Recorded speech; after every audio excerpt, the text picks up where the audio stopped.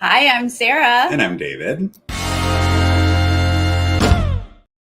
We have got to talk about The Bachelorette, Season 18, Episode 3, the Jamie drama coming to a head. Goodness, this edit, so good. Loved it. But first, if you're new to this channel, please click subscribe and give this video a thumbs up. And we are on Patreon. You can support us over there, patreon.com/nerdtainment. There's a link in the description that you can click to make it super easy. Yeah, come join us. Yeah. We love it. We love it. Y'all, this episode was delicious. It really was, start to finish, because they lead with the Jamie stuff, right? But they don't know that it's the Jamie stuff yet. They're just like, right. Why are we talking about Joe? And like, why is Michelle, who upset Michelle like this? They're kind of trying to suss out, debrief from the evening before. And my darling Casey, who you didn't even know who he was last week. Oh, Dax Shepard, you mean? Yes, the Dax Shepard of the group. Yeah, here he is once again being our grounded voice of reason at the top. Yes, well, he's our armchair expert. He is. So. He is kind of like the narrator of the season, a little bit. And I don't hate it. I enjoy him a lot. Yeah. But we're going to get right into a group date. Get into that group date. And this is Who isn't afraid of the danger zone? Okay, I knew exactly what that was. Oh, yeah. Right? Who doesn't know what the danger zone is? Right. We don't have the right. Danger zone. Yeah, we just do the keywords. Yes. Yeah, so the guys are like, what could this be? But if you know, you know. It's one of those things, Yeah. But when they show up to this Palm Springs hangar, it was a real hangar. Yeah. It was. Oh, yeah. Jets. We got stars from the new movie or new TV show. What is it? It's a movie. It's a movie. We got actual actors that I did recognize, although I don't remember their names. I mean, I did. Well, I wrote them down. It's Glenn Powell and Jay Ellis. I recognize Jay Ellis from Insecure, and Glenn Powell is just like that dude who's in everything, right? You're like, I know him. They are legit actors. Yeah. Yes.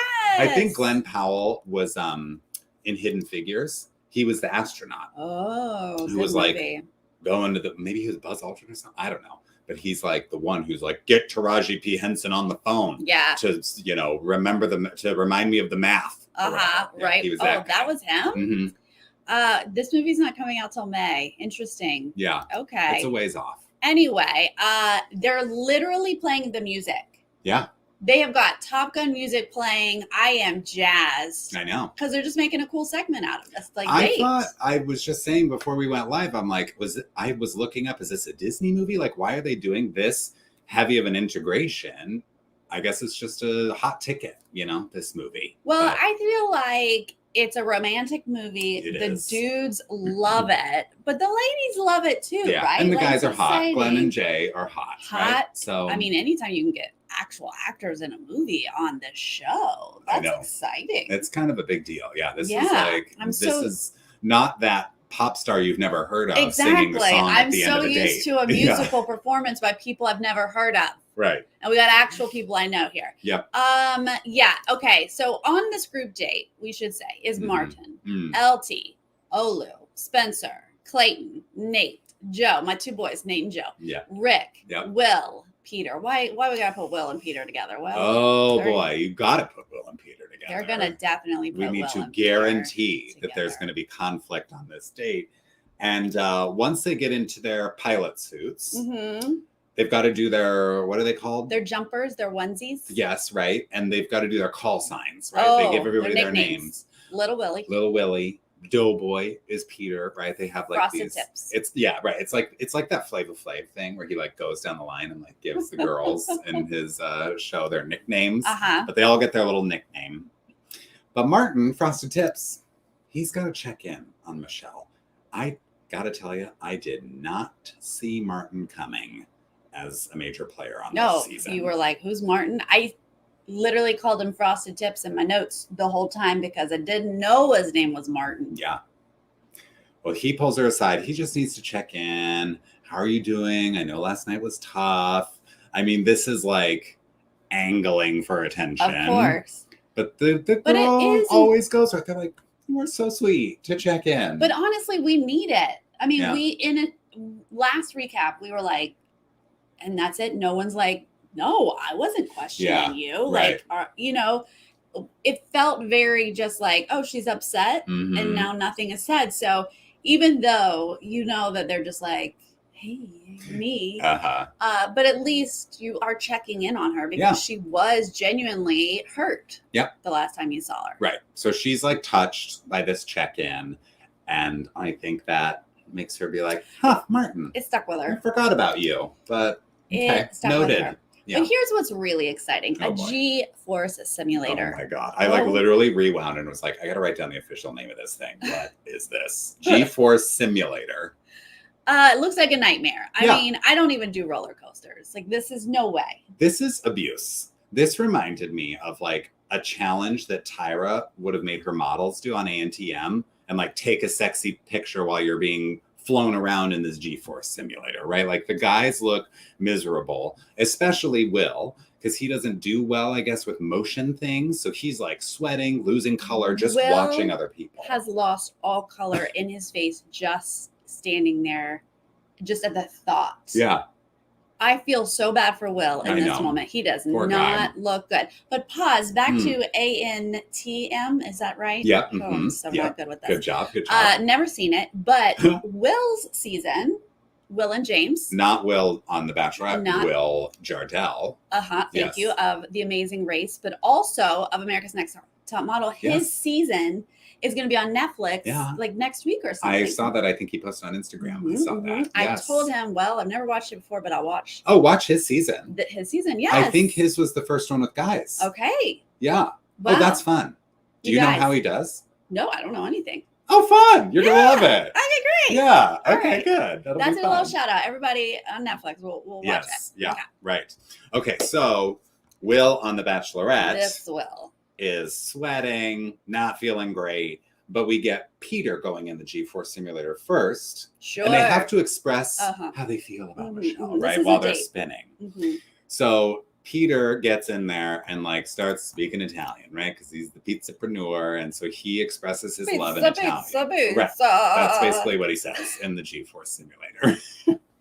You know what? He does a little bit more Italian than Brent did on Big Brother. Yeah. He says more than pasta words.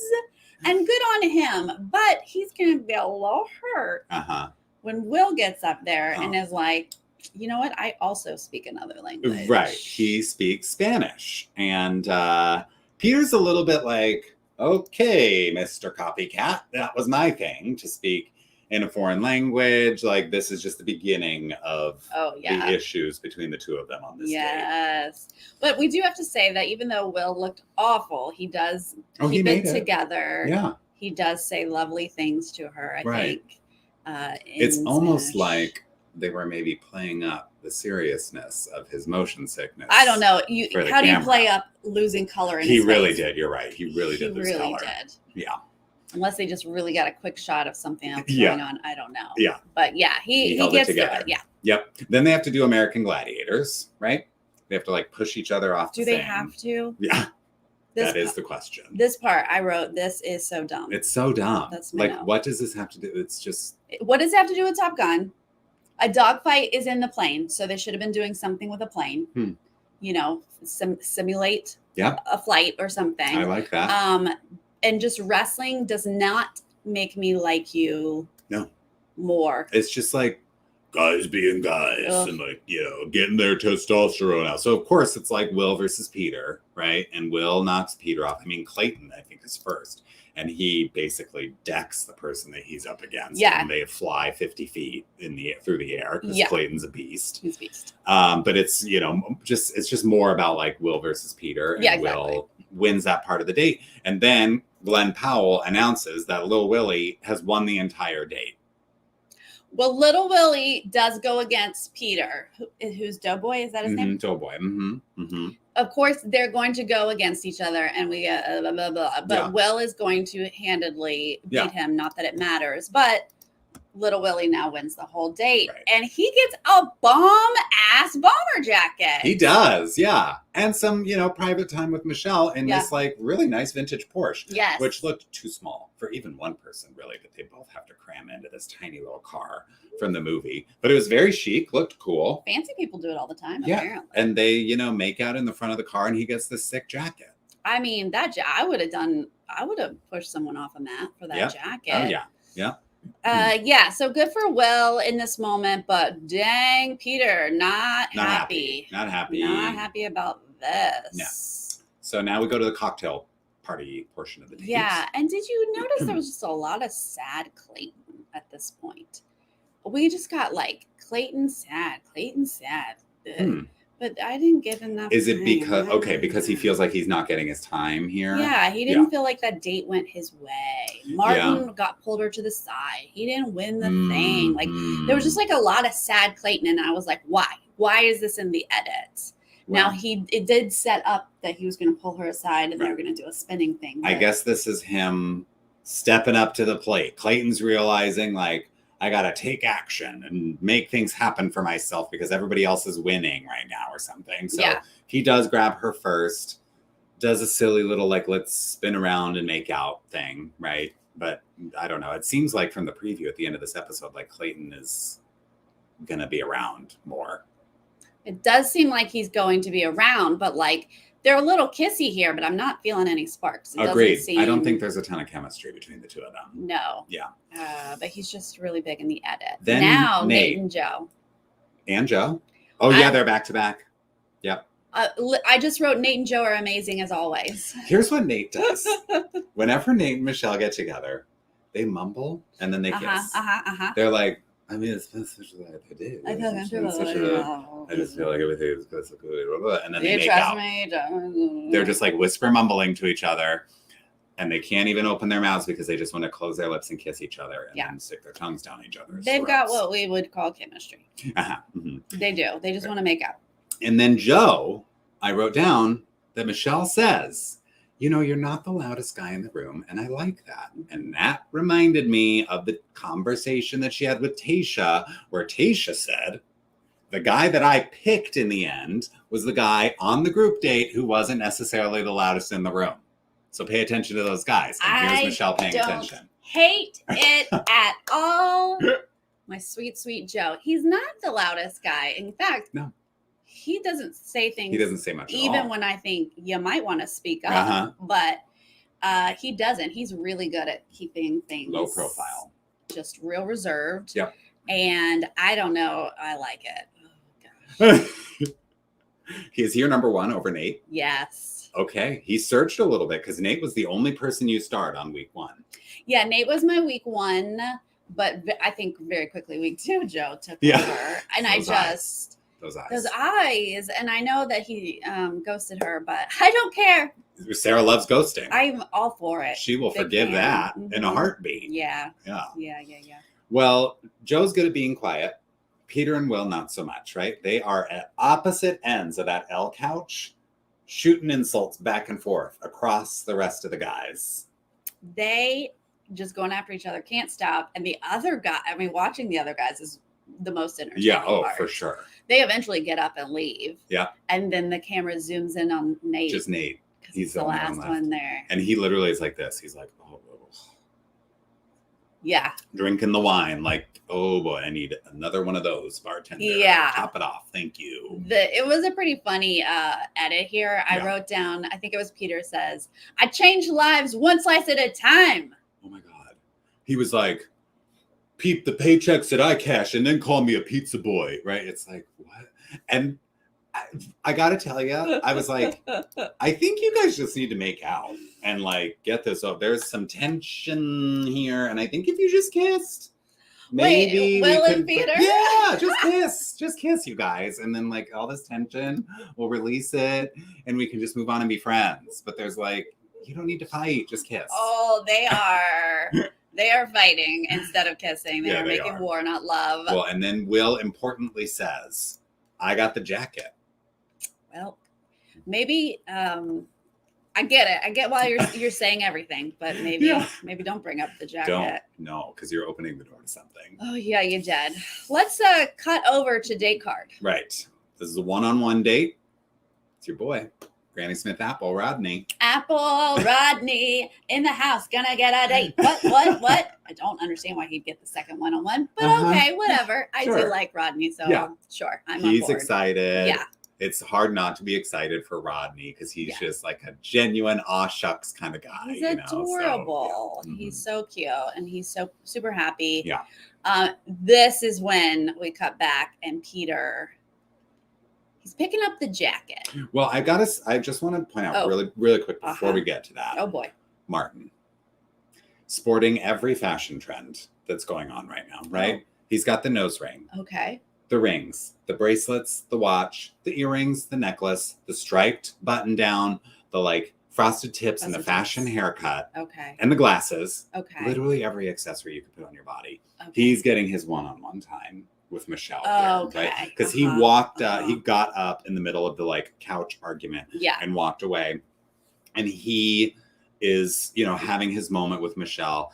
And what I did not see this coming and still kind of am like, do I see this like between the two of them? Like, I think he's kind of making good moves, but I don't know that I necessarily get it with the two of them yet. But he kind of giggles and asks like, I mean, when are we going to get that one-on-one? Right. And that was a little charming to me. Yeah. I was like, okay, all right, maybe I can. That was cute. Yeah. Yeah, I honestly haven't noticed anything about Martin. Look, just take another, look at the way he dresses. Mm-hmm. It's like, you know how Coco Chanel was like, before you leave the house, take one thing off. Martin, try 4. Just like lose 4 accessories before you leave the house. Oh my God, James, you are psychic because we were just talking about Will's season of America's Next Top Model being on Netflix, and we're gonna watch it, or I'm gonna watch it because I've never seen it. Mm-hmm. Obviously, David was raving about it. I saw it. Yeah. But that's so amazing that you just now popped in. Yes. Hi.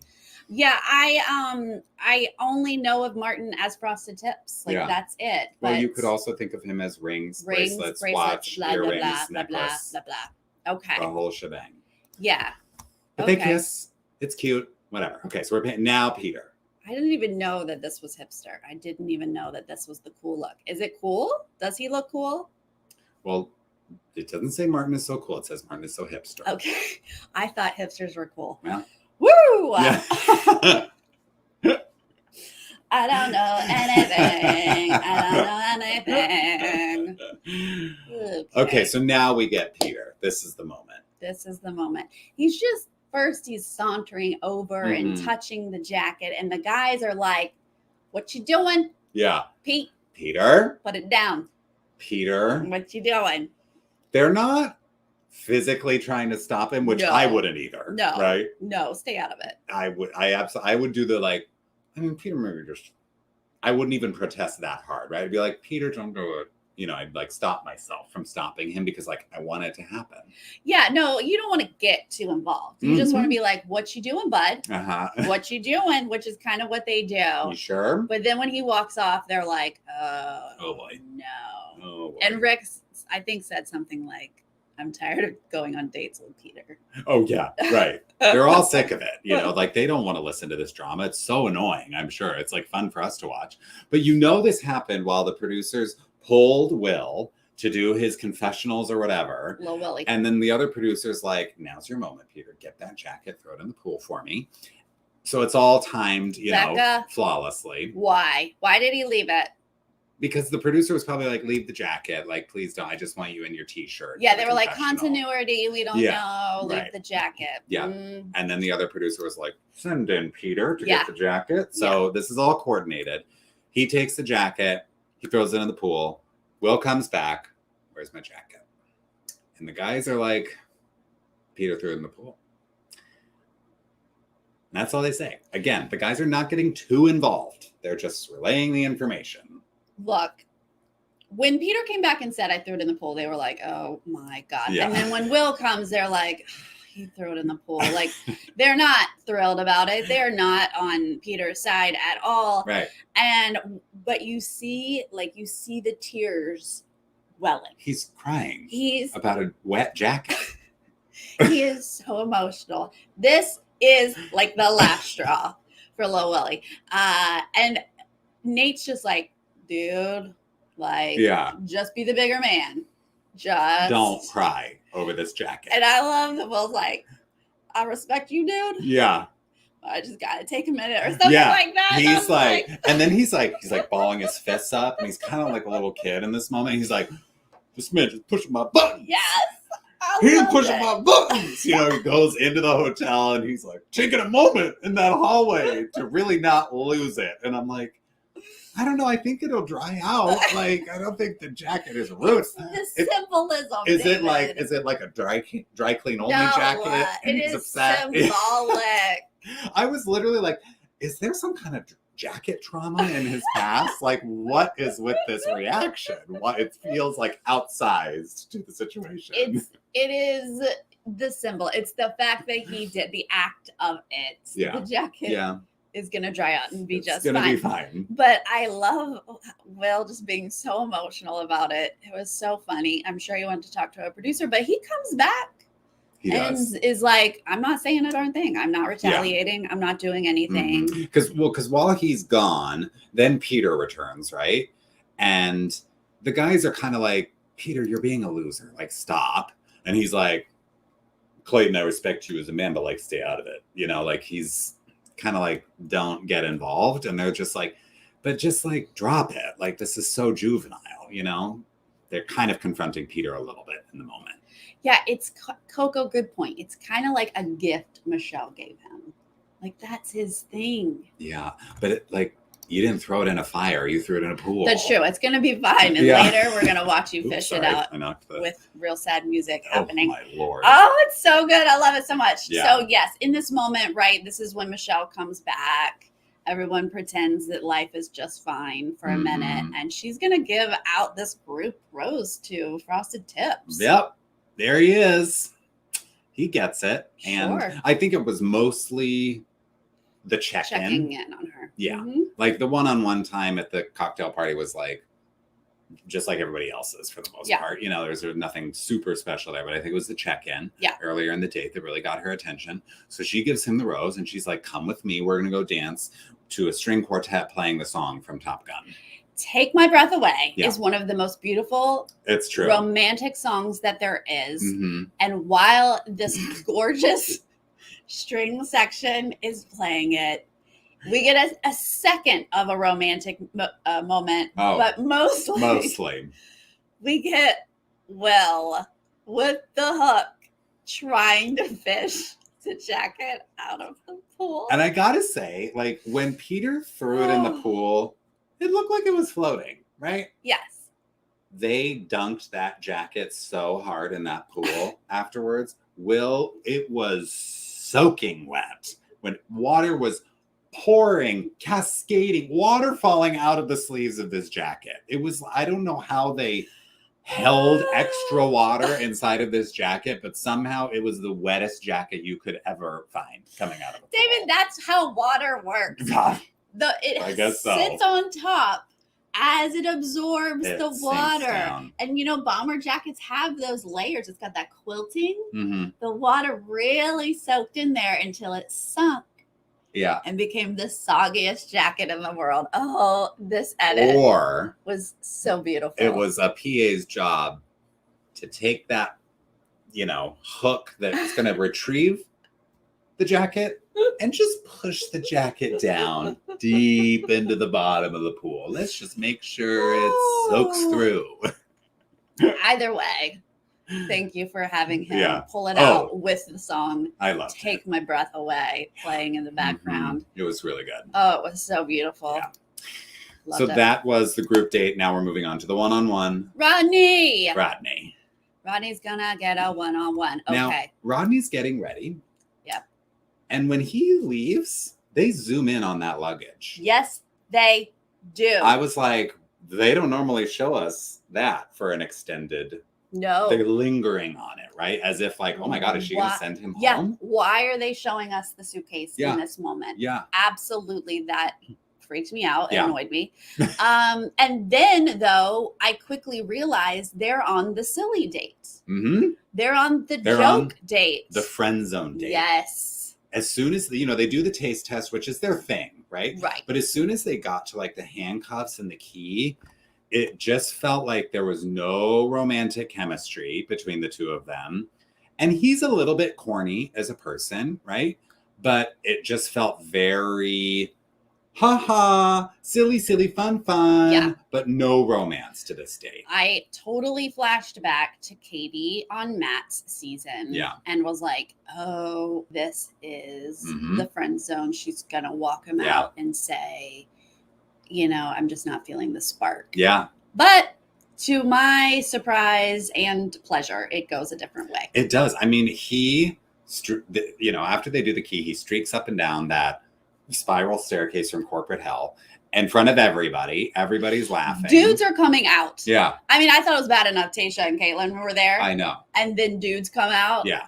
Rodney, you're a trooper. And Michelle's like on the megaphone, while he's streaking. So again, it just feels like he's more the butt of the joke than in on the joke, which is concerning. But then when they get in the bed together, it flips, and they're like, they have this vulnerable, sincere moment, and they make out in the bed, and Michelle's like, he broke through the friend zone. Okay. Yeah. Rodney's here. Absolutely. Still, this date gets a little weird, but then good. It does, yeah. We're going to take a break, though, to get the group date card. Oh, yeah. But before we get that group date card, Jamie has yet to feel nervous. Look, we haven't talked enough in this stream about the Jamie edit because we've just gotten a little here and there, but it seemed to be like all the bumpers in and out of any scene. Yeah. We get a clip of Jamie being very confident. So confident. And you're just like, oh, but this scene doesn't have anything to do with Jamie. Yeah. But they're really letting us know how confident he is. He is so comfortable. So once again, bumper coming into group date card. Jamie is in a good headspace. He's yet to feel nervous, he's saying at this point. He says, Michelle trusts me. Like, we're in a good place, and I think probably a better place than any of the other guys. Yes. Jamie, Leroy, Chris G, Casey, Chris S, Brandon, and Romeo are going to go on this second group date. Yeah. But let's hop back over to Rodney because... but that bumper, do you remember the bumper on the way out? What's the bumper out? When Jamie's like, I mean, I would love to get that group date so I don't have to pack. So I don't have to pack. I'm like, you cocky son of a gun. It's so good, though, because I'm like, they're giving us all of these sound bites for a reason. And I can't wait for how this reason is going to play out. Why does Rodney have to get in a boat to go to dinner? This whole date felt like they really thought Rodney was going to be walked out. I mean, it really is like Rodney broke through against all odds. Yes. Here. They set him up to get friend zoned, and he fought through it. Yeah. But they got to get in this silly boat and row out to the middle of this water feature on the property of his casino in Indian Wells. Which is lovely, I guess, once you get there and you're sitting and having dinner. It looks nice on camera. Mm-hmm. And she says, I love that you can make me laugh. Yes. And that is one of the keys to my parents' successful marriage of many years. So it's almost like it backfired a little bit on the producers, because she's like, actually, this is really important to me, that we can just be silly and have fun together. Mm-hmm. And there is also this vulnerable side to you that you have shown me. Right. She's talking about how playful they are together. And then he's talking about being raised by a single mom. Like, he's being very genuine with her, showing his vulnerable side. Like you said, she starts to take it into this like deep conversation about having a partner who understands. Because she talks about an experience where she was called the N-word. This And her partner was just like, you're giving the person the power instead of supporting her. Mm-hmm. The story is like, whoa. Yeah. And you totally understand what she's saying, that she needs somebody who gets it. Yeah. So to me, the implication, and maybe I'm wrong, but the implication here was that the guy was white or not black. And didn't understand what it meant really to be called the N-word. Like, to this person, whoever it was, it's just a word. You're giving the word power. Right. To me, that implies it's not a person of color. Right? Yes. Rodney asked the question, what went wrong in your last relationship? That's not Matt. Okay. Yeah, but her last relationship's not Matt. Okay, Sarah said it, you guys. To me, Michelle had a publicly televised, nationally televised relationship with Matt. So when Rodney said, what went wrong in your last relationship? I was expecting. You're expecting Matt? Well, he went with the girl who went to a plantation party. No, I think she was either going to talk about Matt or someone else. Okay, she wrapped production with Matt more than a year ago now. And they shot this over the summer. She had at least 6 months where she could have been in a relationship. She could have dated somebody else. Okay. It's not just Matt. Fine. But if she doesn't give us I was waiting for her to say, well, I think you saw it wasn't a two-way street or blah, blah, blah. Yeah. Then we knew it's Matt. But the fact that she didn't give us any, I just expected her last relationship to have been on the most recent season of The Bachelor. Yeah, I guess so. When you're a hot commodity like Michelle. Yeah, well, it's true. She's in demand. Yeah. But they have this really, meaningful conversation about this. Like, jokes aside, like, this is a poignant moment between the two of them. Yeah. And they're connecting over this. Absolutely. And he gets that rose. Yeah, he made some great statement about, he's looking for his queen and he's excited with her. Mm-hmm. The way he phrased it, I didn't write it down verbatim, but he phrased it in a really lovely way that felt like a nice way of saying it that you don't hear very often. Yeah. We get the same old so often. Mm-hmm. So I was like, wow, this is going well and adorable. And I'm shocked. Yeah. And of course, he's going to get the rose. He gets the rose. Good for Rodney. Yeah. Despite that lingering zoom on the suitcase. Good for him. Yes. Now we go into this group date. And at this point, you're like, oh, this Jamie edit. Wow. They are laying it on thick. Yeah. It is nothing but Jamie being like, well, it's really me. It's really about me. These poor guys that have to go on the date with me and Michelle. Yeah. It's a lot of that. He's kind of excited to go on this group date because he's going to compete with the guys and show them who's boss. Yeah. Right? He's like, the pressure is really on these other guys. Exactly. Yeah. Right. They walk in to a spoken word performance. And I don't think I've ever seen anybody as excited as Chris G was to see his idol, I guess. Yes. With a spoken word. I don't think I've ever seen anyone walk in and recognize the person on stage. Yeah. Much less nerd out over them. I don't even think they recognized the actors from Top Gun in this episode. The only reason they knew those names in confessional is because the producers fed them to them. Chris G is like, that man is my hero. He's like, this is why I do what I do. Oh my God. And I remember episode 1, we talked about the fact that Chris G is Canadian, but his accent is more slam poet. Yeah. Is that an accent? We were right. But it is. He walks in and he's like, this is my passion. Yes. And this man is why I do it. Yes. Yeah, that was hilarious. And then I have a note here. Hi, Leroy. Welcome to the show, because he gets one soundbite to say, oh, we have to write something? Yeah. You're like, oh, he's Leroy's like the on Heather the show. of Survivor, where it's like, haven't seen you all season, but here you are. And then we don't get to see really what you said or what you wrote. No. And shockingly, we don't get to see Chris G either. I was like, oh, well, he's gonna.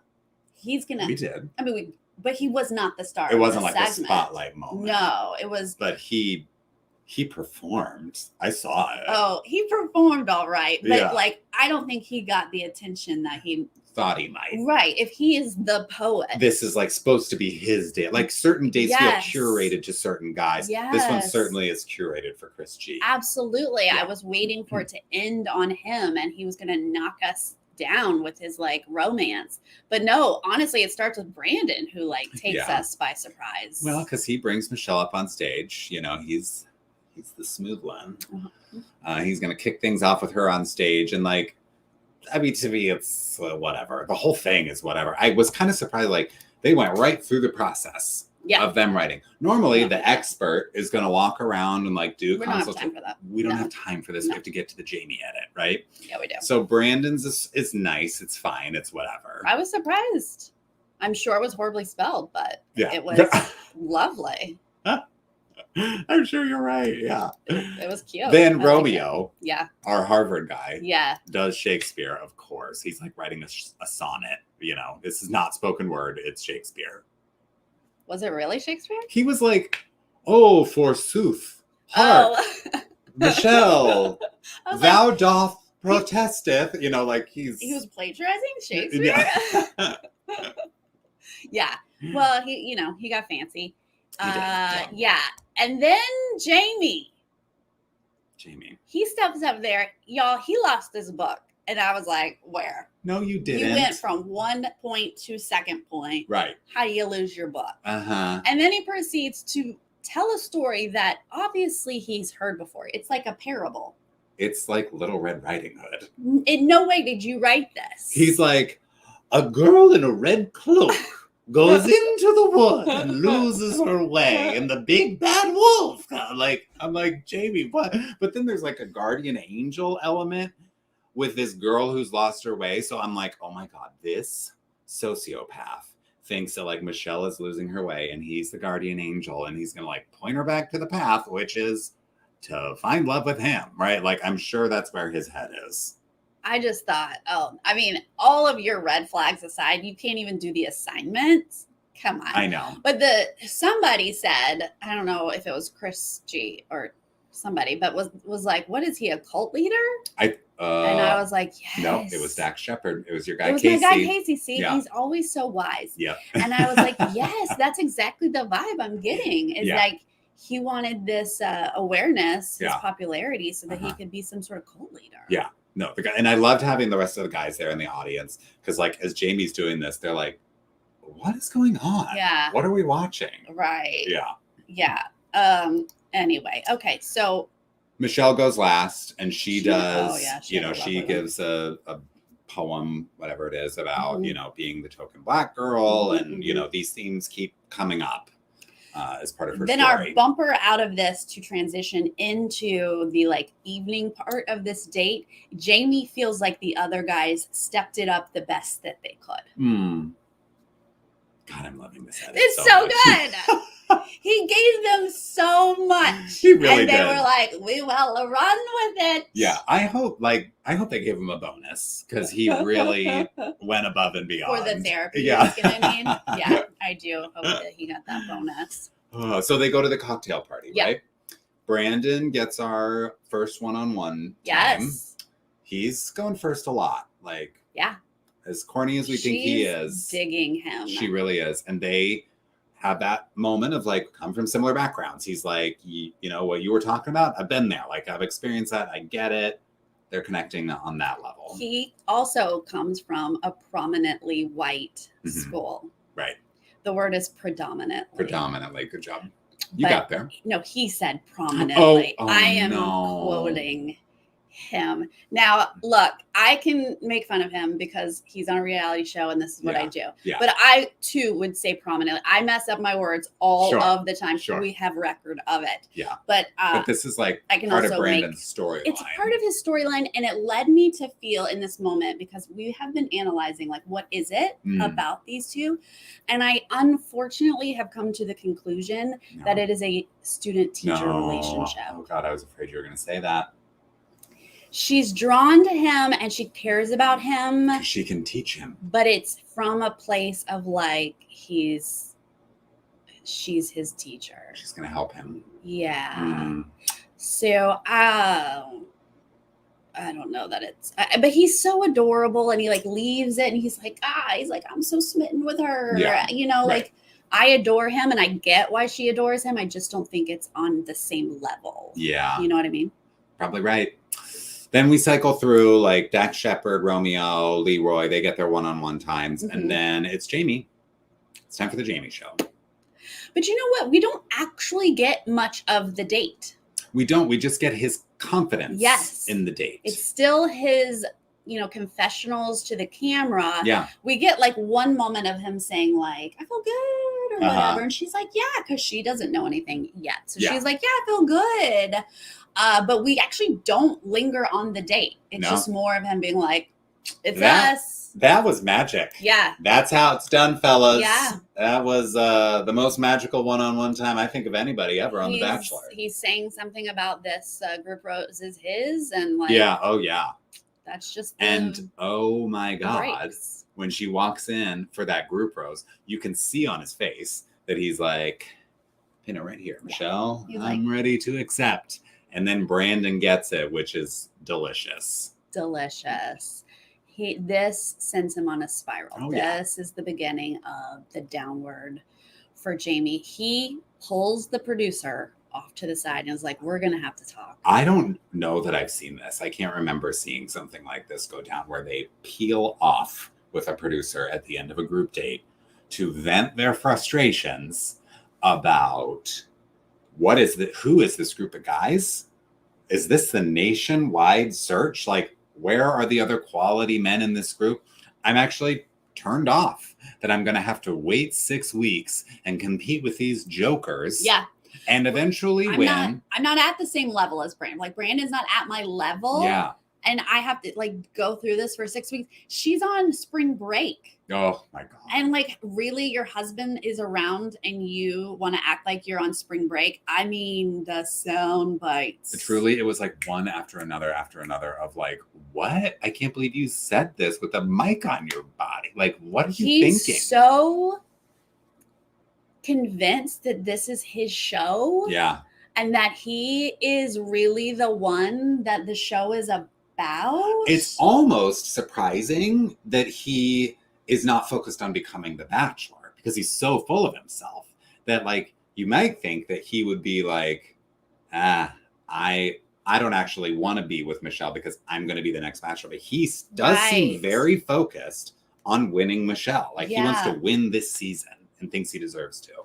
Yeah. But I think there's a level of delusion that he just genuinely thought it was him and Michelle. Yeah. And like he didn't understand that there were other factors at play here. It was so bizarre, but I mean, obviously the edit's just so good. Oh, and oh my God, Christina's comment about that weird kiss with Jamie. One? Did you see when Jamie and Michelle were kissing? Oh, you don't watch the kissing. I don't watch the kissing. He literally was like this. Like Ew. He stuck his tongue out and then took it back in, and he like started to kiss her and then backed away. Like he's playing hard to get with this kiss. It was so bizarre. Michelle's like, can we just kiss? And he's being weird about it. He's so weird. Yeah, here's the thing, y'all. Jamie doesn't watch reality television. So he says, although he does some trope stuff. So I don't really believe him. Yeah. But no, he's not aware of Brennan and Piper. She'll know that. That happened after, actually. So now, anyway. oh my God, I still have so many notes, Sarah. Oh, because we are about to go to the rose ceremony cocktail party. Yep, y'all, we got to get to this cocktail party, and this feels like the time when the guys really, they're like, we've all had good times with her, so you know what? Let's go, boys. Yeah. Let's talk some other stuff. Let's talk some trash. Let's get dramatic up in here. They put their Nancy Drew hats on, and they said, we are going to fish out what happened here. Okay? Yeah, so we've got Martin, Rodney, and Brandon who have roses. They're good to go. Roses, and Romeo gives us the soundbite. Romeo is actually giving us the Jamie bumper here into this segment because Romeo says, everybody knows that Jamie and Michelle are connected on a different level, and so Jamie is just as confident as the guys who already have roses. Yeah, I thought that was so weird. Yeah. But that is at least his perception at this moment, is that those three guys with the roses are safe, plus Jamie. Yeah. But hold on, buddy, because we got a few things that can happen. First, though, Michelle and Nate are going to cutely whisper about running away, and then they do, and then they make out, because that's what they do. Yes, yeah. It's classic Nate one-on-one. It's a lot of making out with Nate. Yep. Can't blame her. Then Rick comes in his powder blue suit. This is why we love Rick. We've been like, why does Rick get so much time for this moment? Whenever I'm watching with my friend, we just can't help ourselves with maybe like, Rick from SNL. You know that skit? One of the characters is, it's like Amy Poehler or Rachel Dratch or something. It's old. Okay, old. And I think Amy Poehler's like a student. like young. Uh-huh. And her babysitter or something is named Rick. And she's always like, Rick. You got to look it up. Anyway, that's what I always think when I see Rick. One-on-one. That's so funny. There's an actor, and I'm sorry, I don't know his name, but he's currently on the show Magnum on CBS. Okay. Who looks just like Rick. He's been in other things. He was in Alias. But he looks like Rick. So every time I see Rick, I just think this actor. Yeah. Anyway, okay.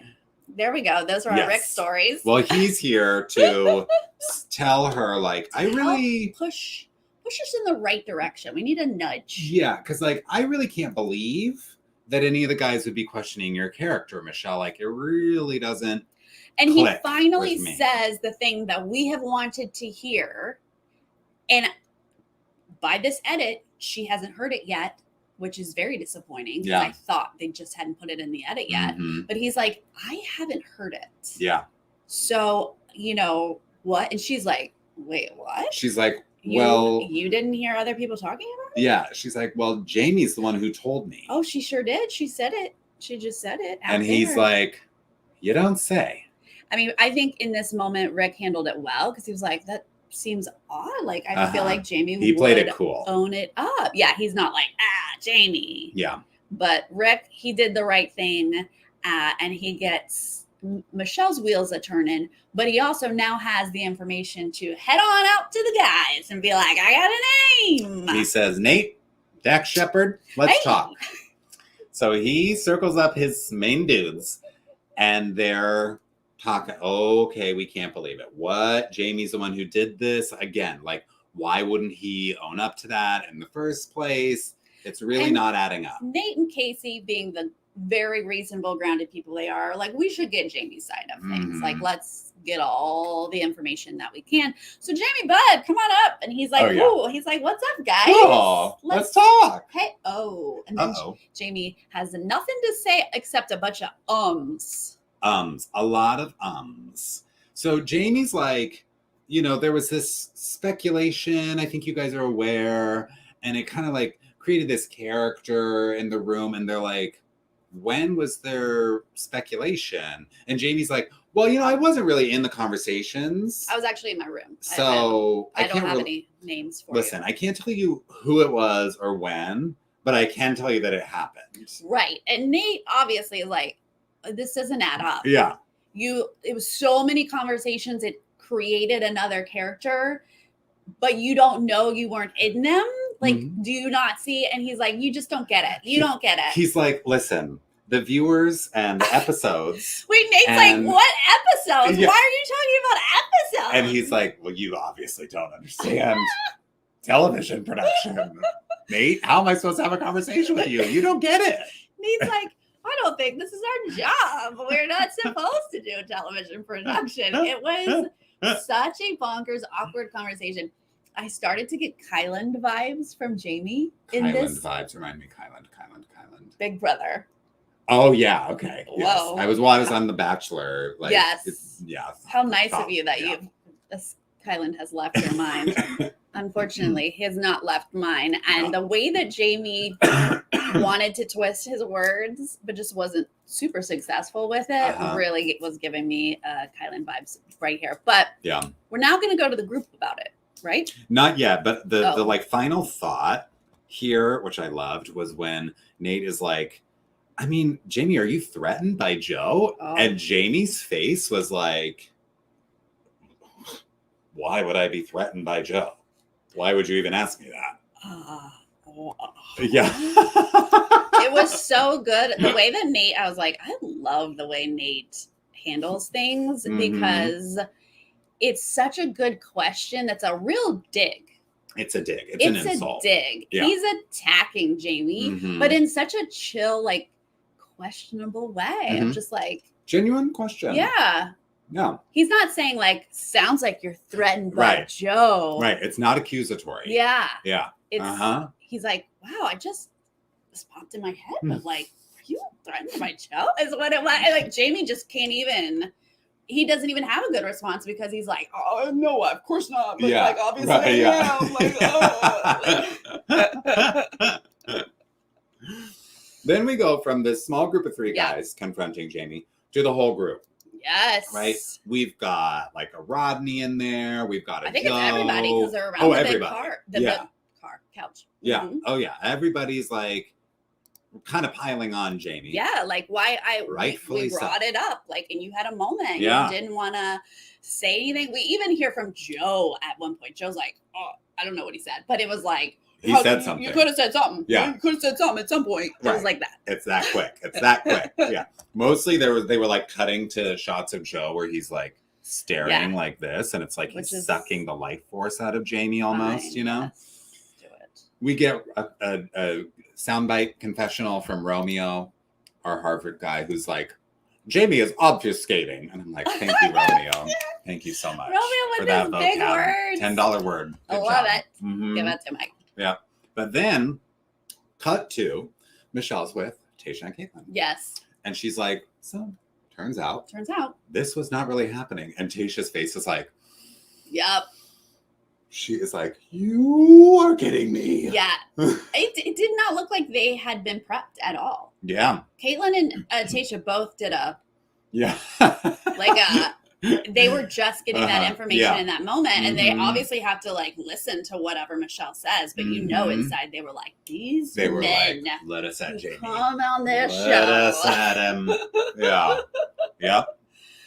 But then Michelle's like, you know, I forget what she sums it up, but Tayshia's like, that. Do that. Yes. So, you know, we cut back to Jamie trying to gaslight the guys. And like, I'm not talking behind your backs, you guys. And they're like, you literally are. But yeah, he kind of starts to change the whole story here. You know, they're like, this isn't adding up. Doesn't make sense, but it doesn't matter because now Michelle's going to walk in. And not that she thought or the guys thought we were going to have a group discussion, but the tension is so obvious. She's just doing a vibe check. She's like, what's the vibe? What is happening here? This is like, yikes. Yeah. And they're like, we're going in on Jamie. That's what we're doing. Well, but then it becomes just Jamie talking, right? Like it becomes all the guys are standing around, but it is a conversation between Jamie and Michelle. And he's saying, yes, I came to you with this thing, but I thought it was preventative. I was trying to get ahead of the situation. And she's like, but you then created a situation. Yeah, because the way he's explaining what he said to her is not accurate. So in her head, she's like, that's not the conversation we had. And so she sort of gives receipts back of like, I too was there. And these are the words I heard. And he's like, oh yeah, I did make up a whole story about you being with another person. Like that's just straight crazy. Yeah. And that flamed the fire. Yeah, it did. That's not preventative. Yeah. And the whole time this is happening, again, it's just Jamie and Michelle. But God bless whoever positioned Nate in the background, because Nate's like, he's like, yeah, that's my girl. You go after him. He's just listening. What's Jamie saying? Just really taking in Jamie digging his own grave, right? Like they can all sense what's happening here. And it ultimately culminates in Michelle being like, so I was actually not going to do this in front of everybody. So Jamie, let's head outside and finish this conversation. Yeah. And what she means by that is like, finish this relationship. Let's have a little one-on-one here. And she basically lays it out. She's like, I'm hurt. I don't trust you. And I got to end this. I mean, you know, they talk for longer than that, but that is like, in a nutshell, this is where we are, and I'm going to walk you out. Yeah, I didn't write down anything that was really said here other than he didn't have any great excuses. Yeah. He was not ready for this. And when she says, like, it's over, I'm walking you out, he just says, okay. And that is like literally the last we hear from Jamie. Yeah. She walks him out. He does not get final thoughts, a last goodbye. Nope. He doesn't get any kind of soundbite in the limo. You are gone. She walks him out. Of course, we have got, you know, where is he? Oh, wait a minute. She walked him out. I think he's leaving. We had a lot of that. And she's like, gets to the door. She's like, bye. Like, there was not even a polite anything. She's just like, bye. Get out. And he walks out. He's like in the car. He's obviously talking to himself, but he's not telling us what it is. He's just like, yeah, That's a lot of that. Yeah. He's probably very confused on how he was not the star of this show. Right. But I'm sorry, this whole edit was so good. It was. The way they set us up with his confidence. Oh my God. And then it just snowballed. And then, I didn't feel like the drama was totally ridiculous. Like sometimes the drama can just get so over the top. Yeah, and you're like, what? Come on. This is not, This was just like, you did a manipulative thing. The guys called you out on it, and she walked your butt out the door, and I love that. That's perfect. Yep. I love that these villain edits are getting shorter and shorter. Like we used to get a villain over the course of a whole season, where you're like, get rid of them already. Yeah. Now we get like smaller villain arcs throughout the season because like after Jamie, there will be a new villain. Yes. Mark our words. Oh, I think we saw him in the preview. Exactly. But this is the end of Jamie's story, which is thrilling. Yes. But Michelle goes in and she's like, this cocktail party is canceled. Second week in a row that she's like, I'm not doing the rest of this. We're going straight to the rose ceremony. Yeah. And honestly, I mean, I kind of feel bad, but I also am like, you guys all had time with her, right? Yeah. There wasn't someone left out of a group date, was there? I didn't do the actual math, but in my head, everyone was covered. We didn't get a soundbite from anyone saying that they never got time. Right. We even hear from Casey, Dak Shepard, being like, I had a great date. We all spent time with her. Let's mix things up. Like, so maybe that is why she was like, I'm good. Like, Whatever. we all had our time. I don't need to talk to anybody else. We go to the rose ceremony. Joe gets that first rose. Yeah, he does. Of course. Yeah, he does. Yeah. But surprisingly, Nate's not the next one. Like, I thought it would be Joe Nate. Is that just me? She makes out with him a lot. She does. I thought it would go Joe Nate. But No. Rick, that's a good second rose. Yeah, I think so. I think that was her saying thank you to Rick for bringing that up. Leroy. Oh, I'm sorry. Yeah. Look who's back in the show. Yeah. Well, I mean, you haven't said anything, but we did see ya. There you are. Okay. Then Nate. Yeah. And then we go down, and then my boy Casey. Oh, hey. Oh, Dak Shepard. He's next. Thank you very much. We're going down. I was kind of surprised at Romeo. I started to get a little nervous for him because I'm enjoying, that Harvard vocab and the Shakespeare and the this and that. But he's just kind of like a unique individual this season. So I was like, oh no, is he going to go? But he gets, I think, like the second to last rose or something. He is safe. He started to look a little nervous. We hear from him. Spencer was looking real nervous. Well, he should have been. He don't get a rose. But it's ultimately, is it Will or is it Peter, right? We've forgotten about the feud this episode between these two because the Jamie edit has like taken over everything. As it should. Yeah. But I honestly thought maybe it'd go to Spencer and Peter and Will would both be out. Both so. At this point you see like a few people that you're like, I don't know, she could keep any of these guys. Did she really connect with Will? Did she really connect with Peter? Like, I don't know. They haven't told us because we've been dealing with Jamie lately. Yeah, right. But she is wisely gonna let Peter go on. You're cut. You're done. Get them moving. You've served your last slice. Yeah, you have. So Will gets that final rose. And so Jamie's gone already. It's Malik, it's Peter, it's Spencer, and it's LT who are leaving. Oh, wait, LT. who? LT left. I forgot to write everyone down. And Malik? Yeah. I know, I like Malik. LT, let's not forget, famously, Clint Eastwood's grandson. We just found that out. He walks up to Michelle and gives like a thank you. And I think that's the first thing we've heard from him since he exited the limousine and said hello. So it was a hello and a goodbye from LT. Yeah, that's true. I was like, we haven't seen any of you. Nothing. Go ahead on. Yeah. I'm kind of bummed about Spencer, but he hasn't gotten a ton of time, so I guess that was coming. I think that was the one that was probably Malik too. But Spencer and Malik, I was like, really? Yeah. Bummed. But I guess somebody's got to go. Because I do get the ones that she kept. Do you? No, that's not true. Like Chris S., I feel could go, although he's potentially, I guess, the new villain. Mm-hmm.